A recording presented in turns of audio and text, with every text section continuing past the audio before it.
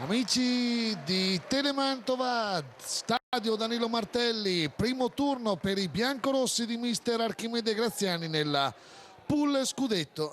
Si gareggia per aggiudicare lo scudetto dei dilettanti. Andiamo a spiegarlo in breve. Il Milan ha vinto lo scudetto dei professionisti e qua ci si gioca lo scudetto dei dilettanti, ovvero triangolari con tutte le formazioni che hanno vinto i rispettivi gironi della Serie D. Da questi triangolari salteranno fuori 4 formazioni che andranno a disputare le semifinali e poi la finalissima per appunto il titolo di campione d'Italia dei dilettanti, in sostanza dalla C2, attuale seconda divisione, in giù. Andiamo a leggere le formazioni in campo. Mantova e Treviso. Mantova con la casacca azzurra del centenario, bande bianche e rosse. Il Treviso, casacca nera. Treviso che ha vinto il proprio girone in una appassionante testa a testa con il Venezia, quindi Treviso che ritorna nei professionisti. Storia forse più tragica di quella del Mantova. Lo scorso anno la formazione veneta è ripartita addirittura dall'eccellenza, è dovuta risalire in Serie D e quest'anno ha immediatamente conquistato il salto nei professionisti, quindi complimenti alla formazione di mister Zanin. Mantova, lo sapete, vinto il campionato con 2 giornate d'anticipo. La formazione di Archimede Graziani oggi si va a confrontare appunto con una pari grado. Formazione in campo: Portesi in porta per il Mantova, Caccavale, Bersi, Spinale, Caruso, Paganotto, Colonetti, Pettarin, Gherardi, Gambino e Bonomi. Mister Graziani a disposizione Quaini, Mariani, Pimazzoni, Ciccio Graziani, Vinazzer, Franchi e Peralta. Treviso in campo con Sartorello, Cernuto, Paoli, Spinosa, Biagini, De Bortoli, Bandiera, Brunetti, Ferretti, Torromino e De Laurentiis. Disposizione mister Zanin c'ha De Emilio, poi Baldares, Bruni, Cancian. Andiamo a seguire intanto questo calcio d'angolo con la girata di Paganotto, pallone respinto senza particolare difficoltà da Sartorello. Dicevo appunto a disposizione di Emilio, Baldares, Bruni, Cancian, Bidogia, poi De Mattia e Ferronato. L'arbitro è il signor Casalucci di Lecce. Caccavalle, cross al centro, tenta un'acrobazia da cartone animato giapponese Gaetano Gambino, non è stato fortunato. Solita straordinaria presenza di tifosi anche in questa occasione. Sono circa 1500 gli spettatori qui alla Martelli, con una buona rappresentanza anche di tifosi del Treviso. È stata riaperta la curva Cisa per l'occasione dopo molto tempo. 0-0, Mantova ha iniziato benino questo incontro, già 2 volte si è affacciato verso la porta difesa da Sartorello. Colonetti, Spinale, si mette in movimento anche Caccavalle, l'avete visto sul fondo. Ancora Spinale, si appoggia a Colonetti, va l'1 contro 1 col biancorosso, scambia ancora con Spinale. Colonetti, bello il cross, la palla al centro e il tentativo di Gherardi. Non è stato fortunato nell'impatto. Ora prova a rispondere il Treviso, ma è ancora Mantova. Colonetti, oppala, si libera di un avversario, ancora Colonetti, scatenato il giovane biancorosso. Ancora Colonetti, l'apertura per Spinale, il cross al centro, il colpo di testa di Bonomi. Mancato l'attimo giusto dell'impatto, scatenato Colonetti. Mantova deve assolutamente preservare questo giocatore, giovane interessantissimo, scoperto dal Mantova, dal direttore sportivo Enrico Dalè. Bisogna fare di tutto per tenerselo, può valere molto questo giocatore anche in chiave di professionisti. Avete visto intanto qualche istante fa un contatto tra De Laurentiis e Caccavalla. L'arbitro comunque ha detto che si può proseguire. 0-0 il risultato tra Mantova e Treviso. Ancora i biancorossi. Spinale mette giù il pallone, poi alla fine cambia gioco da destra verso sinistra a cercare l'intervento di Gambino, poi l'intervento di testa era di Spinosa, la palla uscita, calcio d'angolo in favore dei biancorossi.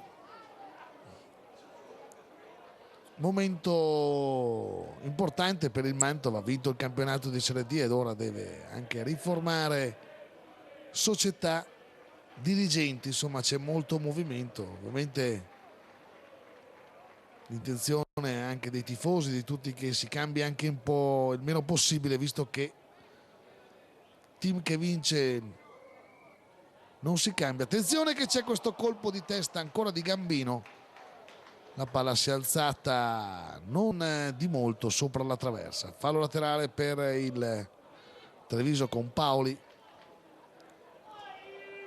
con le mani il giocatore della formazione veneta Spinosa, limite dell'area, c'è questo scambio, poi la palla arriva verso Torromino, apertura laterale, questa palla in profondità, attenzione, colpo di petto, conclusione, vicinissimo al gol il Treviso con Brunetti. Siamo già nel secondo tempo, come vedete, con il Treviso che prova a riportarsi in attacco con questo tiro cross, la palla messa fuori da Bersi, poi la conclusione, palla fuori, Cernuto, provato il tiro da quasi 25 metri, palla non lontano dalla porta difesa da Portesi. Ancora in profondità il pallone ora per Bonomi, anzi chiedo scusa, la De Laurentiis, poi in qualche modo riesce a rimediare Caruso. C'è comunque una rimessa in gioco in favore del Treviso. Ricordo il Mantova nel girone col Cuneo, nel primo match Treviso e Cuneo hanno fatto 1-1 e ora è 0-0 tra Mantova e Treviso. Fallo laterale, la palla ora rimessa al centro per questo colpo di testa sempre di De Laurentiis. Attento Portesi sulla traiettoria, poteva essere molto insidiosa. Cacavale, recupero del pallone in questo momento a centrocampo da parte di Pettarin, prova l'apertura laterale, sbaglia però Pettarin, prova anche Cernuto. Poi c'è Paganotto che va a servire un ottimo pallone per il subentrato Franchi. Attenzione, Franchi, settore di sinistra è la sua zona. Franchi, pallone dentro, Gherardi, mamma mia,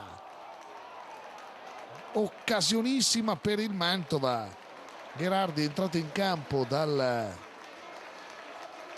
Franchi è entrato in campo dal 10° del secondo tempo al posto di Gambino. Sta cambiando la partita come ritmo, non lo scopriamo certo oggi. Franchi, giocatore anch'esso patrimonio da conservare, da preservare nel Mantova, giocatore veramente che ha fatto la differenza con gol strabilianti quest'anno in D. Paganotto, ancora Franchi, vediamo tra tre avversari riesce a mettere a Bersi, Bonomi, Franchi. Bene il Mantova in questa occasione, Franchi, pallone dentro, Spinale, mamma mia che bella azione questa del Mantova. Quando a questi accelerati biancorossi diventano imprendibili. Ancora Mantova, attenzione, Vinazzer, nuovo entrato, Franchi, la forbice, pallone alto sopra la traversa. Vinazzer è entrato al posto di Colonetti dal 16° della ripresa. Ancora Mantova vicino al gol, sicuramente meglio nel secondo tempo, più brio. E ora attenzione che comunque c'è il Treviso in attacco con questo pallone al limite dell'area da Bandiera. Ora indietro a Paoli, attenzione, colpo di testa e la palla in rete, ma l'arbitro annulla proprio allo scadere. Siamo al 47° del secondo tempo. Vediamo, sì, il fuorigioco c'è proprio nel momento in cui c'è stato il colpo di testa, il gol di De Laurentiis è stato annullato, quindi nulla di fatto. Rinvio, palla che arriva nella zona di Franchi e l'arbitro dice che può bastare. Finisce 0-0 tra Mantova e Treviso, questo esordio dei biancorossi nella pool scudetto, un risultato che comunque non è estremamente favorevole ai biancorossi, vista una serie di risultati. Mantova deve assolutamente battere il Cuneo sabato,